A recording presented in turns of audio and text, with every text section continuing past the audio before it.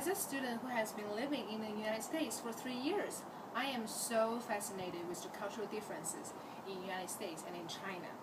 I spent some time researching the business table manners in these two countries, and hopefully that I can provide a picture of these interesting manners for you today. As mentioned by Dr. Zhu Engari, who is a lecturer in University of the West of England, that if we know about culture, it is easier to us to work with one another in such diverse environment. Also, we would develop skills for handling corporate meetings with multinational participation. I will provide information on business table manners and show you the cultural differences on this topic. Then, hopefully, you will realize the interesting differences, absorb different values, and act out the best you when it comes to the business table. I'm going to start by mainly introducing the business table manners in China, and then showing some business table manners in the US to compare. And finally, I will address some tips when you don't know the correct ways to behave in a new environment. An University of Southern California anthropology professor named Eugene Cooper stated, "The way you handle yourself at a table gives a very clear signal to others what kind of person you are." I cannot agree more with his viewpoint. In order to behave correctly, we need to start by knowing manners correctly. The first thing to do before you join tables with others is to greet.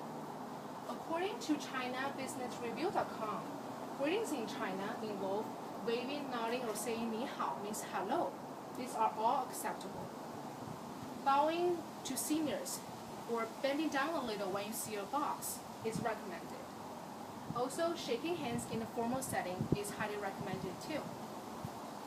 Some things about utensils. When it comes to the business table, utensils including chopsticks and bowls are provided for each person. One taboo about chopsticks: chopsticks should not be left standing straight up to the rice, because this action is what we do when we incense to dead people. Also, it is very impolite pointing someone with your chopsticks. There are only two keywords regarding seating manners: host and boss. Guests should be seated after host invitation, and the same rule applies to company hierarchy. The closer your role to the boss, the closer you will sit next to the boss. In comparison to Chinese table manners, as GlobalEtiquette.com illustrates, greetings in the United States have one more expectation: smile, which is what I highly appreciate. Smiling is the showing willingness to start a conversation with others.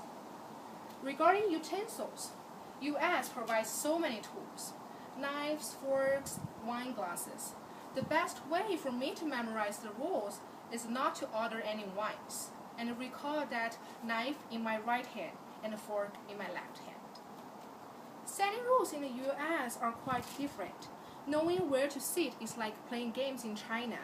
Consider your status in the company, observe others, whereas in US, name cards are often provided in most business cases.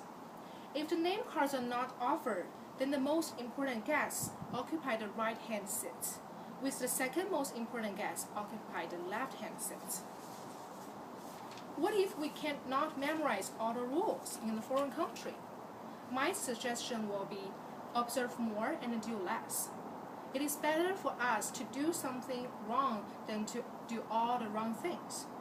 If we show the willingness and attitude to learn social manners, we might show the images of us respecting and agreeing to the rules from another country. To sum up, knowing cultural manners will be beneficial for us to realize different values and have more knowledge of diversity. By knowing more, we will be able to interact with others efficiently.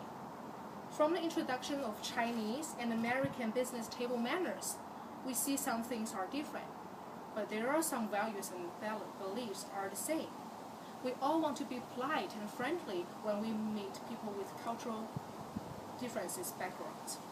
We want to present the best of us to connect with others and build positive relationship. It is better if we have some minor background information before we head to another country, for the sake of avoiding misunderstanding and having the best memories and trips. Thank you.